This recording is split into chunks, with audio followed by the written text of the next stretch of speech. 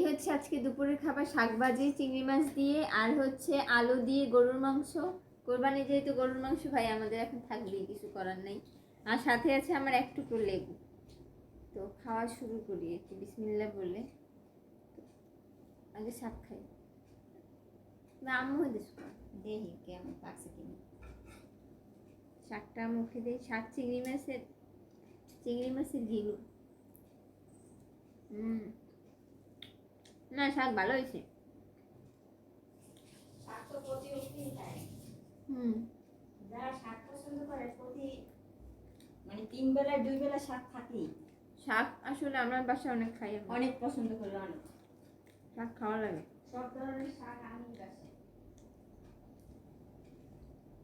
সবুজ সবজি খাবেন। লেবু আছে, দেশি লেবু। দেশি লেবু।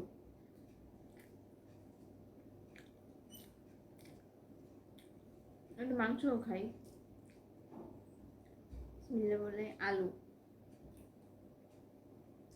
আলু দিয়ে গরুর মাংস ভালো লাগে, পান্তা ভাতের সাথে আরো মজা লাগে।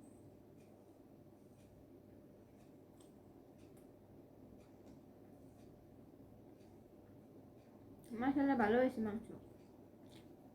ভালো তো, ওই ভিতরে মাছ আছে না, আর একটা কাঁচা মাছ দিয়ে।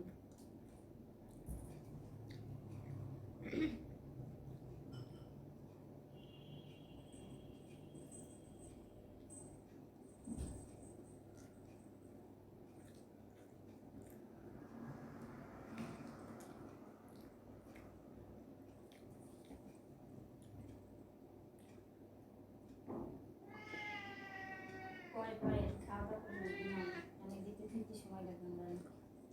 হেডফোন করছে কেউ।